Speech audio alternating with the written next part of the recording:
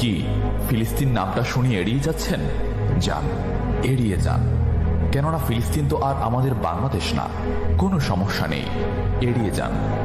কিন্তু একটা কথা মনে রাখবেন, সেই কাল কিয়ামতের দিন যখন আল্লাহ আপনাকে প্রশ্ন করবে, তখন কি করবেন? কি করবেন যখন জিজ্ঞাসিত হবেন যে কেন আপনি মজলুম ফিলিস্তিনদের পাশে থাকেননি? জানি উত্তর দিতে পারবেন না, কারণ আপনার নিজেরই জানা নেই এর উত্তর কি হবে।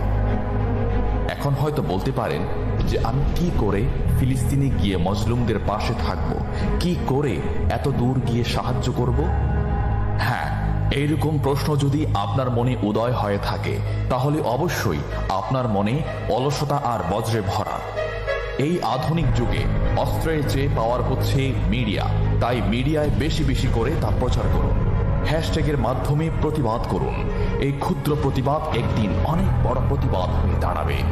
বিজয় একদিন ইসলামেরই হবে ইনশাআল্লাহ। এটা আমার কথা নয়, এটা এই মহাবিশ্বের প্রভুর কথা। একটা কথা মনে রাখবেন, ক্ষুদ্র ক্ষুদ্র বালিকণা, বিন্দু বিন্দু জল গড়ে তুলে পাহাড় পর্বত, সাগর অতল।